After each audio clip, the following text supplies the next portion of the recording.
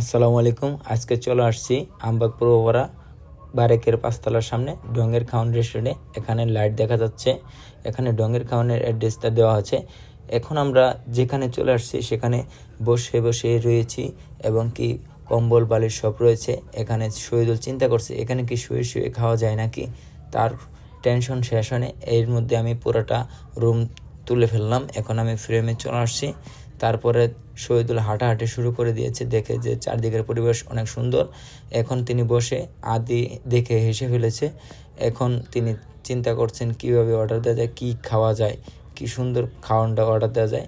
এর মধ্যেই আমি সুন্দর করে লাইটের ভিডিওটা করে নিলাম।